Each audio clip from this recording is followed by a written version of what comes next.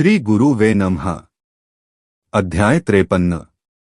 श्रीपाद श्रीवल्लभ चरितामृत ग्रंथाचे पीठिकापुरम पोहोचण्याचे विधान।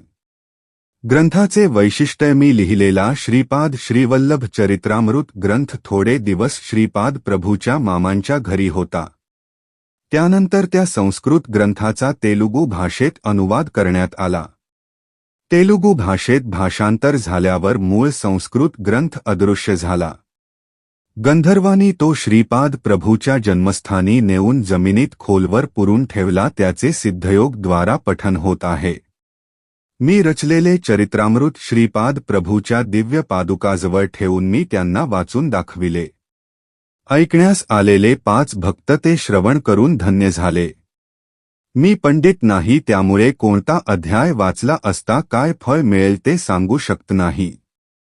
श्री बापनाचार्युलूच्या 33व्या पिढीच्या कालखंडात या ग्रंथाची तेलुगू भाषेतील प्रत उद्यास येईल। ज्या भाग्यवंत व्यक्तींनी हा ग्रंथ उद्यास आणला त्यांनी श्रीपाद प्रभूच्या जन्मस्थळी जाऊन तेथील महासंस्थानाच्या पवित्र परिसरात पारायण करून हा ग्रंथ श्रीपाद प्रभूच्या चरणी अर्पण करावा। या ग्रंथाचे पारायण चालू असताना पारायण करणाऱ्या भाग्यवान भक्तास गाणगापूर क्षेत्रातून पाठवलेला प्रसाद मिळेल। तो प्रसाद आणून देणारी व्यक्ती बापनाचार्युलूच्या 33व्या पिढीतील असेल। हे तेजोमय स्वरूपात दर्शन देणाऱ्या श्रीपाद प्रभूचे दिव्य वचन आहे। श्रीपाद श्रीवल्लभांचा जय जयकार असो। समाप्त। श्री श्रीपाद राजम शरणम प्रपंदे।